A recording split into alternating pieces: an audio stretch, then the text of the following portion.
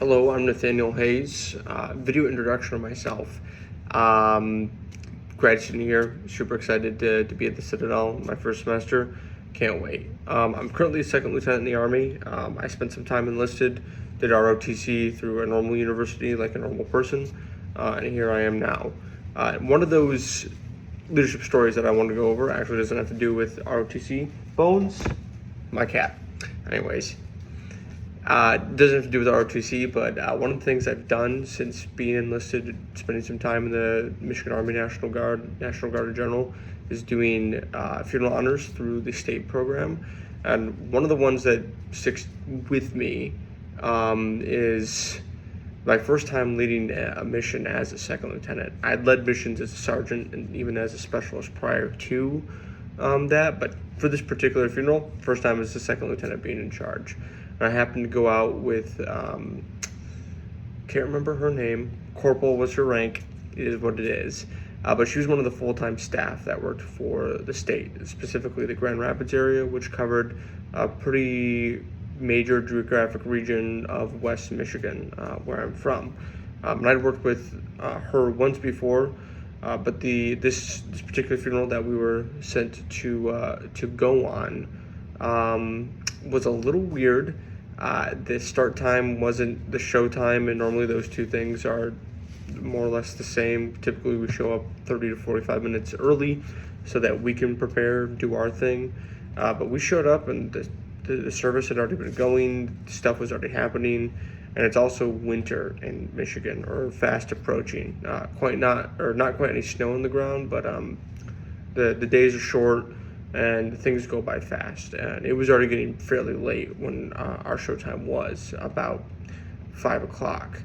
We get there and it's time to make decisions. And this is my first time having to make decisions with the second lieutenant rank on in a situation that was kind of weird. The VFW, the Veteran Service Organization, came out there. They perform rifles and taps on a robot bugle to do the entire honor ceremony, because normally there's just two soldiers from the guard who can be afforded to go to these things. It's pretty time consuming and hard to get 9 people to do a full honors ceremony. So we rely on the VFW. They'd already done 3 services that day, and it's getting cold outside. Winter is fast approaching, and these old guys are tired. And they're like, hey, we need to wrap it up and get out of here. Somebody's got to go talk to the pastor and get them to stop so that we can do this ceremony, give them their honors. And so that was like the first time I'd run into the situation, and I had done hundreds of funerals at this point. To walk in and tell a pastor, quit, we got to get this moving. But honestly fair. We had an early funeral in the morning the next day, as it was, with a 7:30 a.m. show, and we had about a 2-hour drive before that. It was going to be a busy morning for us too.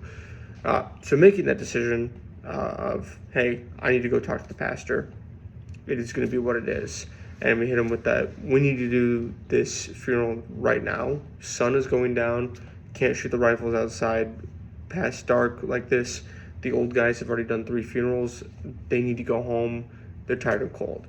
So pulling that off, communicating that in the right way to the pastor. I can't remember what I said. This was well over a year ago now.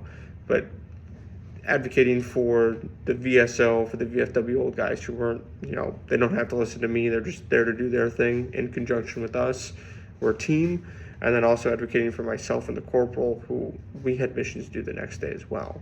And doing this ceremony after dark, when nobody can, or after the sun goes down in the dark, wouldn't go well for anybody at all. So we made this decision with the last 20 minutes of daylight that we had to snap and do this service, and it went well. And I'm glad that it did. But it was one of those weirdest things where everything started wrong and random, and you have to make these decisions on the fly in conjunction with partners who are also just as confused as you to make things happen.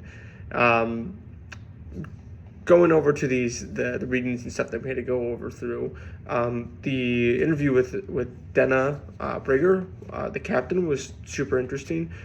I'm not a female, so I don't directly relate to that case. I do think it's cool though. I've had the privilege of having a lot of female leadership mentors growing up in the military specifically, or finding my career path in the military. First squad leader, first commander, first sergeant, and senior drill sergeant through AIT and basic training, females. And it was cool to be introduced to that level of leadership the moment I show up.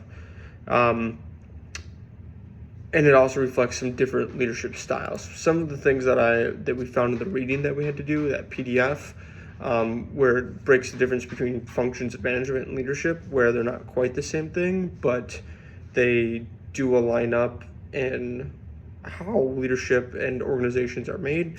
It was also cool to engage with and think about. Are all managers leaders? No. Are all leaders and managers? No. But sometimes a leader has to be a bit of a manager, and sometimes your manager has to do a little bit of leading. So that kind of thing is interesting to me. Leadership challenge, expand to think differently. Not really.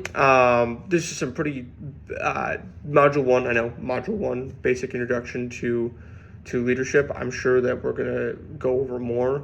Having done a lot of leadership in the Army and military in general, I'm very used to that kind of leadership experience, and my leadership experience outside in the real civilian world is a little lacking. And I'm hoping to learn about something cool like that as we move along. Thank you. I'm looking forward to the rest of the semester and getting to know some of my classmates through this virtual screen. Thank you.